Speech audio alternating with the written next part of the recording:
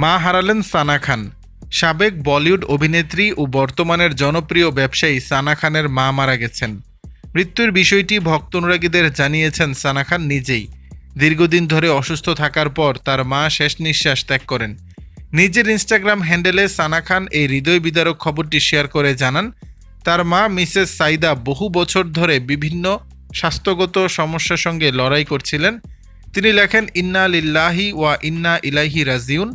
আমার প্রিয় মা মিসেস সাইদা দীর্ঘদিন অসুস্থতার সঙ্গে লড়াই করে আল্লাহর কাছে ফিরে গেছেন। সানা আরও জানান, ঈশান নামাজের পর রাত 9:45 ওশিওয়ারা কবরস্থানে জানাজা অনুষ্ঠিত হবে। তিনি তার মায়ের জন্য সবার কাছে দোয়া চেয়েছেন। মায়ের মৃত্যুর খবর পেয়ে সানার মুম্বাইয়ের বাসভবনে ছুটে যান বলিউডের অনেক তারকা। তাদের মধ্যে ছিলেন অভিনেতা আলী গনি, জান্নাত জুবায়ের, গহর খান ও তার স্বামী জাইদ দরবার, কমেডিয়ান মুনাওয়ারা ফারুকের স্ত্রী মেহজাবিন সহ আর অনেকে। তারা সানাকে সমবেদনা জানান।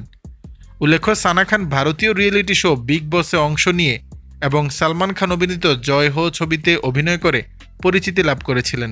2020 সালে তিনি বিনোদন জগৎ ছেড়ে দেন এবং একই বছর ইসলামিক পণ্ডিত সৈয়দকে বিয়ে করেন। এই দম্পতির 2টি পুত্র সন্তান রয়েছে। দর্শক, বিষয়টি নিয়ে আপনাদের মতামত জানাবেন নিচের কমেন্ট বক্সে।